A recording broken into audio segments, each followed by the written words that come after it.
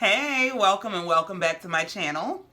It is me, Kia Simone, and today we're here to rehash Real Housewives of Potomac. So, okay, I skipped the last few weeks. I did because they kind of worked my nerves, and so I just wanted to be left alone from them, and I did that. But as we have this next episode approaching tomorrow, I figured let's go ahead, get them rehashed, and get them out of the way. Now, this is probably not going to be a typical review because I'm going to run over basically the last two episodes and then kind of give my opinion on the whole Wendy thing. Because that's pretty much what it boils down to, right? So, let's just get into it. The rumor mill kicks off. Ashley had a baby. She brought the baby home. The first baby like the second baby. Cute. I'm not a fan of Ashley or Michael, so that's the best you're going to get out of me. All right? Mia and her family go to the park. They're having a beautiful family moment. She has a beautiful family. And she and her husband talk about, her experience with her mom. That her mom is pretty absent from her life and pretty much has always been.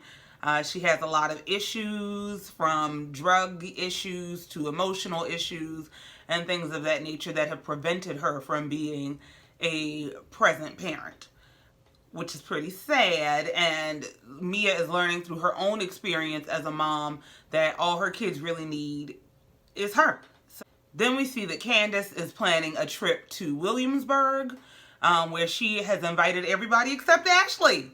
Okay. Giselle goes to visit Ashley to see the new baby. They bond over their birthing stories, and she takes it upon herself to invite Ashley to the shindig in Williamsburg. I'm sure she'll live to regret that. She also tells Ashley that there is a rumor out there about Wendy's husband. Okay, and you know how Bravo go, they gonna dig up the dirt, and they started flashing the blog headlines. So, I'm gonna just move on, because I guess we're gonna see whether any of that is real when Wendy flips out a little later on. Then we get to Wendy talking to her husband. Wendy and Eddie are having a conversation at home after Wendy has done her, work from home professor thing. And she has this whole conversation about her desire to be sophisticated. She, has basically, she thinks the world has put her in this box of expecting sophistication from her, but she likes to listen to trap music and she curses like a sailor. And I guess that has to translate to how she dresses. I do.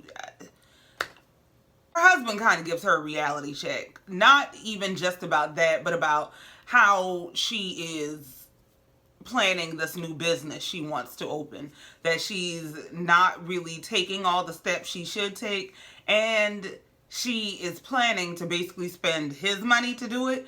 I'm gonna tell you right now, I ain't a big fan of stuff like that, because I know what it's like to be in a relationship and be the breadwinner, the person who earns more money, and have the other party think they gonna do what they want to do with their life on your dime.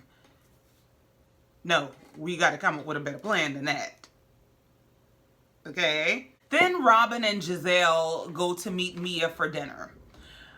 They sit down and actually get a chance to get to know Mia and hear Mia's childhood story. And she tells the story of basically how she ended up in foster care. That her dad, she was in the custody of her dad because her mom wasn't there. Her dad ended up being pretty abusive to his wife at the time. She tried to intervene.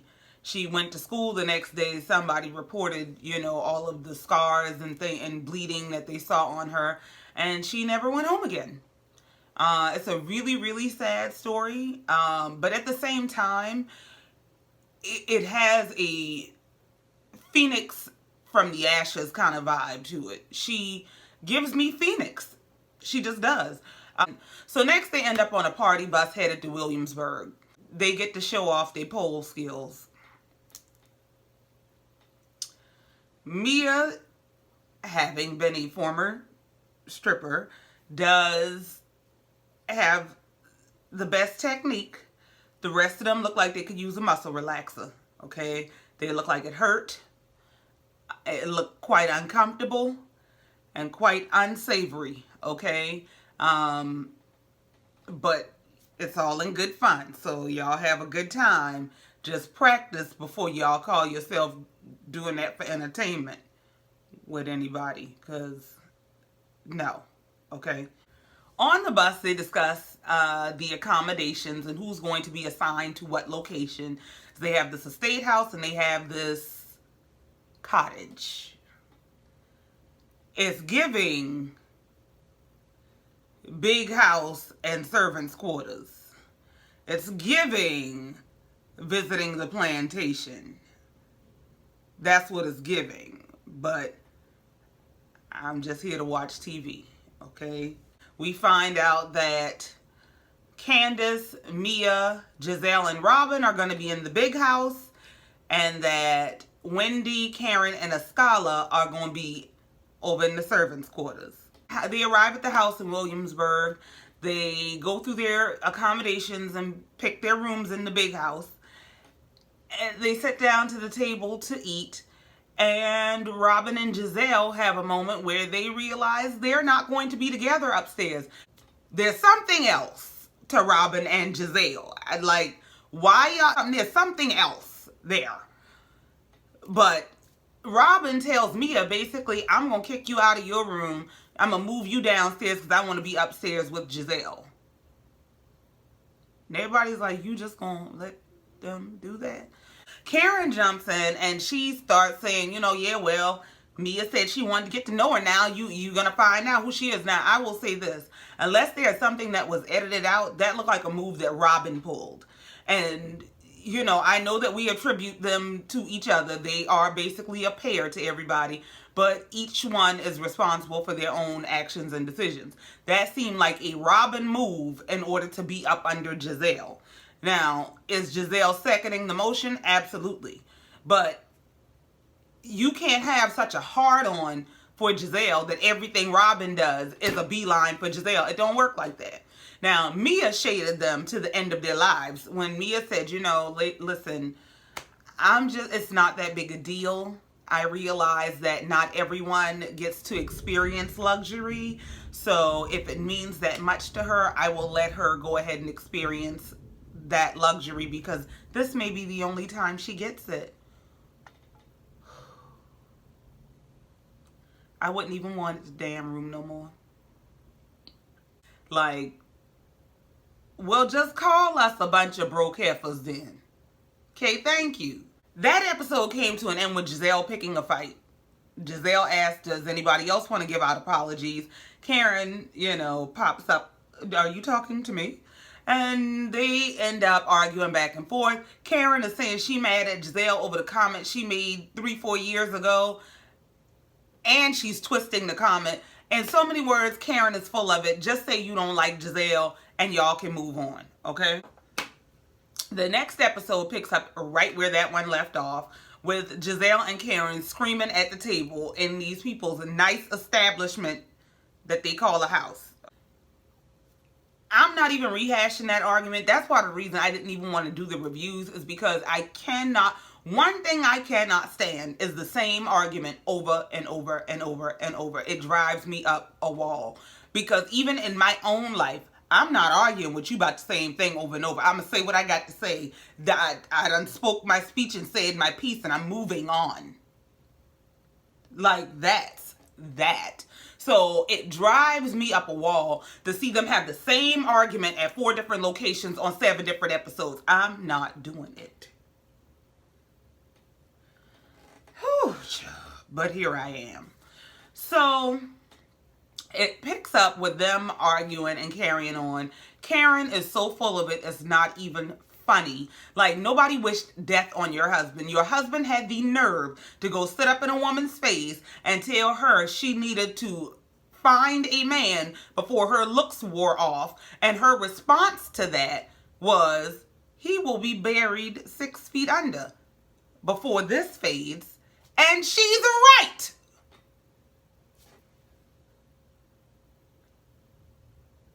So apparently, to escape the madness, Candace takes the other ladies to their quarters.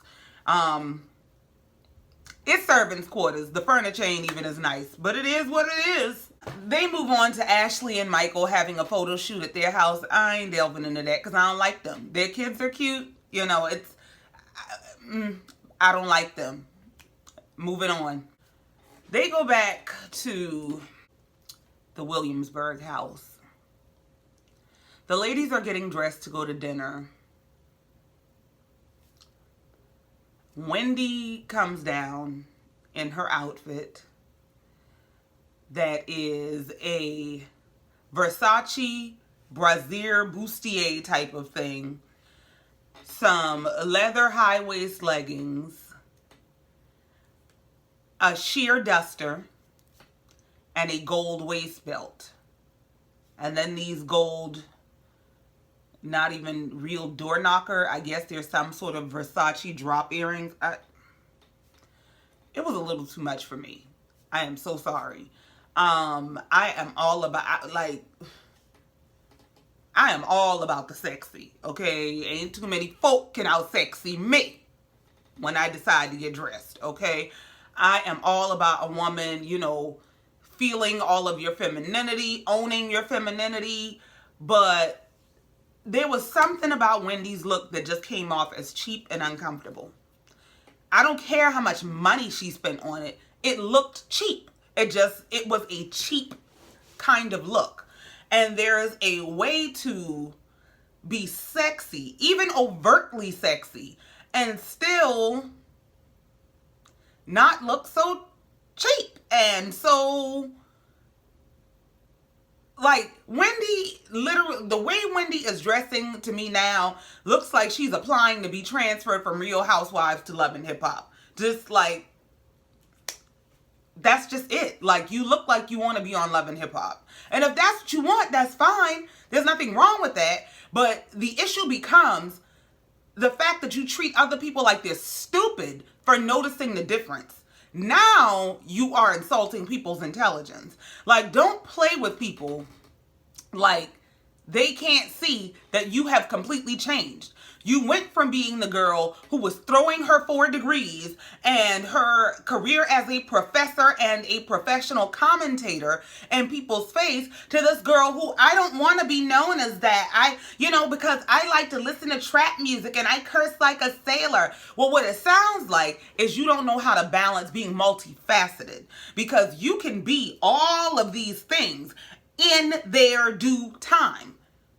You don't have to be the princess of Thoughtlandia while you're trying to do your professor thing. Do your professor thing, clock out of that, and then clock into this. It's called being multifaceted.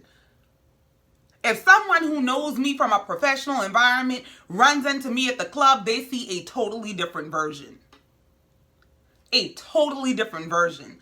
And I have experienced yeah, because there's a time and place for everything. So it's not that people are against this whole transformation Wendy is going through. It's, what is this? Where is it coming from? And why is it in our face so hard? That's what it is, in my opinion. But let me just keep on recapping this thing before I... Robin and Giselle are sitting in the room talking about how they are just taken aback by this change in Wendy and not understanding what is this change really based in. Like, what is going on with her? Because this is just not the same Wendy that we met, and she's not. And just like she's not wrong for changing and doing what she wants to do for her, people are not wrong for noticing it. You cannot go lay on a table, buy titties and ass and a few tweaks to your face, get half a new personality, and then treat people like they're crazy for noticing.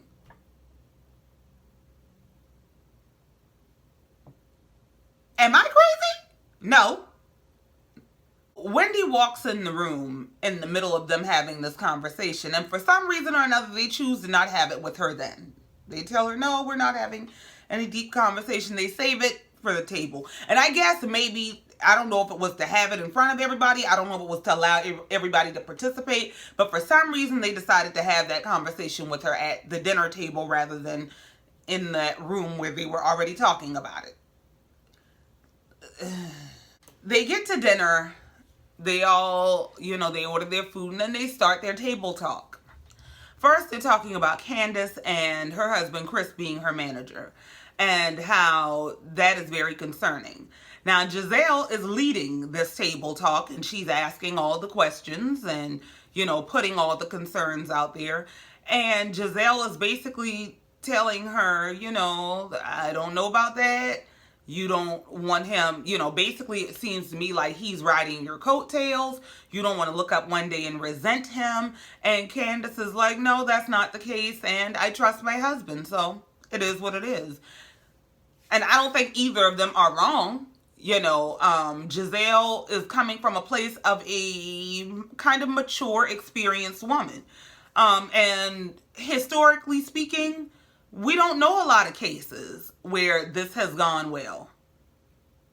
They might have been successful, they might have made a lot of money, but there's always a skewed dynamic in those types of relationships. There tend to be issues that arise from your husband being your manager. And so I respect Candace's position of saying, well, I trust my husband and I know what we've built and what we're doing together. But I also respect where Giselle is coming from. Now, her motivations, I don't know. Are you really concerned about Candace? I don't know. Do you want to just pontificate on someone else's marriage? Probably.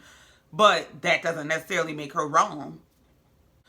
So then Robin gets into talking about her issues with Juan, and that Juan is turned off by her depression. That he has basically told her that her being in bed all the time, not getting up and starting her day until between 12 and 2 is quite unattractive. And she's expressing how she thinks she's dealing with seasonal depression. And Escala kind of confirms it for her. She tells her basically, based on the symptoms you're describing, she said everything you're describing sounds like depression because I've been depressed before. And for me, this is where I really started to look at Giselle like, girl, what? Because she just kind of twisted the knife deeper. And it was, and you getting back in bed and this, that, and the third. Well, that's not how you respond to someone who is confiding in you all as a group or an individual that they're battling some form of depression or some form of some mental health issue that they're dealing with. That's just not how you respond to that. And especially if that person is your friend, your best friend at that. I just felt like Giselle was twisting the knife deeper. Like she didn't have real concern for Robin. It was more like, ooh, here's a chance to poke. And so I was with Karen when Karen said most people would pick their friend up when their friend is going through something. Giselle is the type to kick them a foot deeper into the hole. And that's exactly what I felt like she did with Robin. Like, with friends like that, who needs enemies? So then Giselle turns her attentions to Wendy. And she drags Robin right on in there with her and said, me and Robin were talking earlier. And we were noticing this change in you and how we've seen more of your body in the last month than the last year or two that we've known you. And Wendy's, yes. And I will say that maybe Wendy gave them the in to spark this conversation because she kept making comments about her breasts. And the more I eat, the bigger my breasts get. Well, that brassiere was too small when you left the house. And you look swollen and unfinished before you left the house. But okay. So Giselle starts to talk to her about, seeing her body all the time. And they're telling her, listen, the Wendy we met was more about substance. This Wendy seems to be more about body. See my body. Wendy took offense to that. Now she, very calmly addressed them.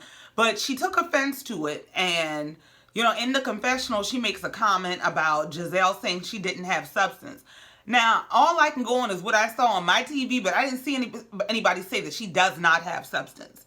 They said that she was more substantive last season when we met her. She was just this well-rounded woman. And now she seems to be on this mission to be a thought. I don't care what I'm sorry.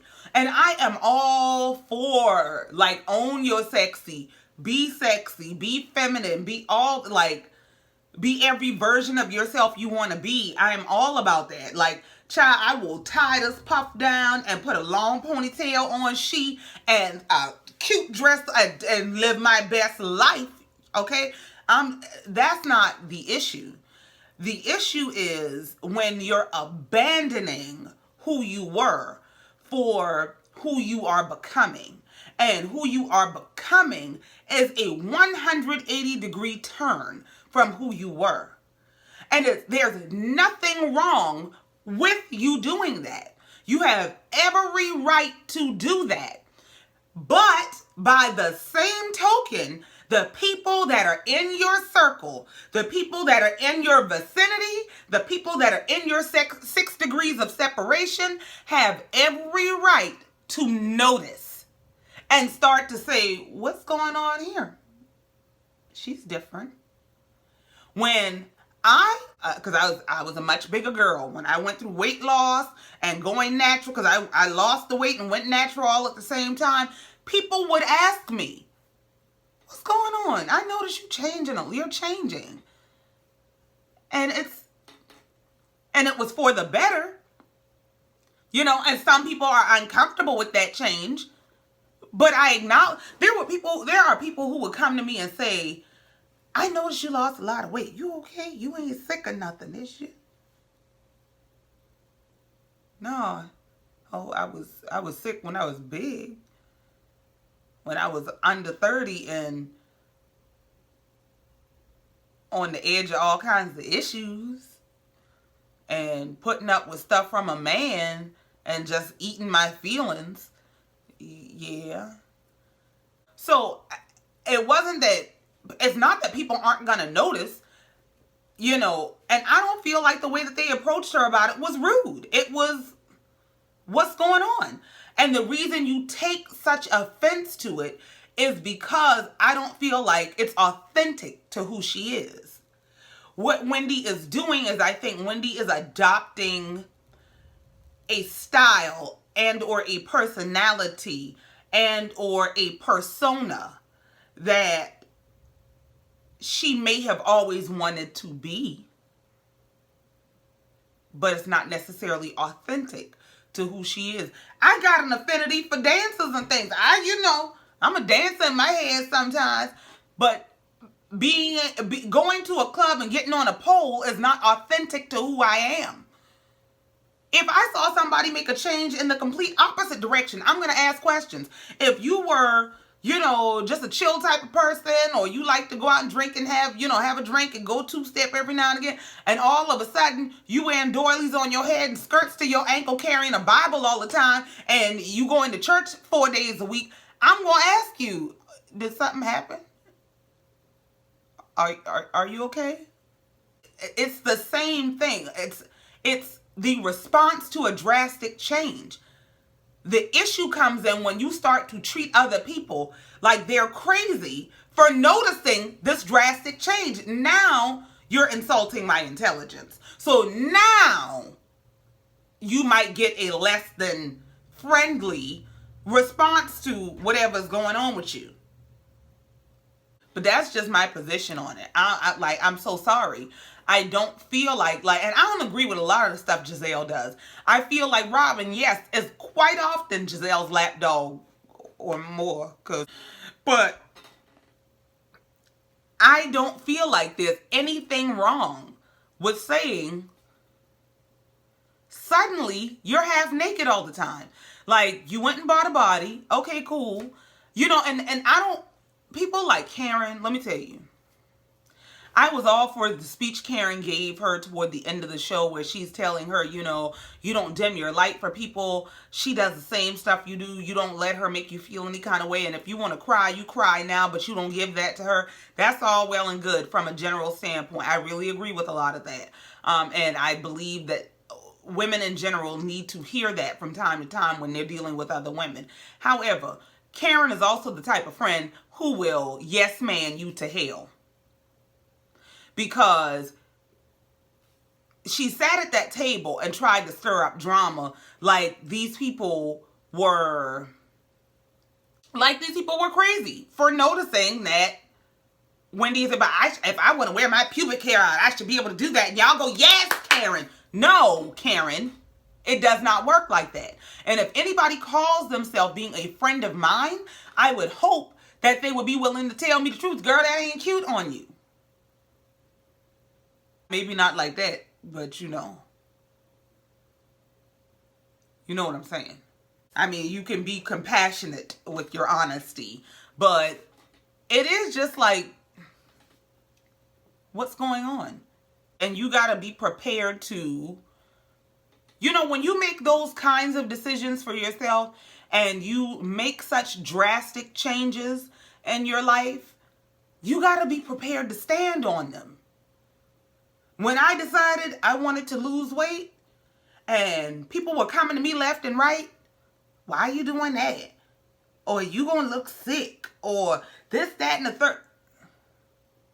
I had to be fully prepared to stand on my decision for me. When I got real small, even smaller than I wanted to be, because that momentum is a beast. You know, when I got really small and people had all kinds of things to say, I had to stand on the decision I made. Now, me standing on the decisions I made for me not only backed people up off of me, but it made them go make the same decisions for themselves. So, you know, you can't pretend like people are crazy for noticing. You just have to be prepared to stand on the decision that you made for yourself. People don't acclimate to change well. They just don't. They, you know, and people get comfortable with you being who they knew you to be. That doesn't mean you have to stay who they knew you to be. But when you decide to make that change for yourself, don't become defensive and insulting. Just stand on it. That's all you got to do. That's it. But that's my take on the whole Wendy is the new princess of Thoughtlandia thing. Live your best life. Do whatever you want to do. But make it authentic to you and be prepared to stand on it. That's it. I wish this review was a little more fun. But that's just what it is. That's all I got.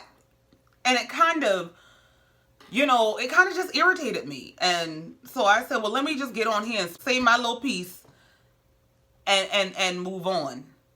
Because I don't know what in the Dr. Curves hell is going on when y'all sitting in my face playing like, no, nobody should care that Wendy made all these changes. Nobody cares. We're asking what happened. Like, I don't know. It's all too much. It's just a lot, okay? This episode came to an end with Karen telling Wendy, basically, don't worry about what they got to say about you. Live your best life. Only haters and insecure women try to break other women down. This is true. This is true. But two things can be true. While that is true, it is also true that Wendy has made drastic changes with her body, personality, and persona that the people in her inner circle would like her to expound on. Help them understand. Give them clarity for. I don't feel like what happened at that table was a tearing down as much as it was we've noticed this change. What's going on with you? And Robin ended that conversation by saying, I want you to know that you are absolutely beautiful last year before you had any of these changes. I don't have a problem with you getting your body done. I just want you to know that you were beautiful before because I don't want the changes you made to your body to define you. That's it in a nutshell. That's it for this damn recap. Because I'm not going back and forth with them, okay? I'm just not. Go fix me a drink, child. Okay, that's it. I'll see y'all next time. Let me go get ready for Love and Marriage Huntsville. Love you, mean it. Bye.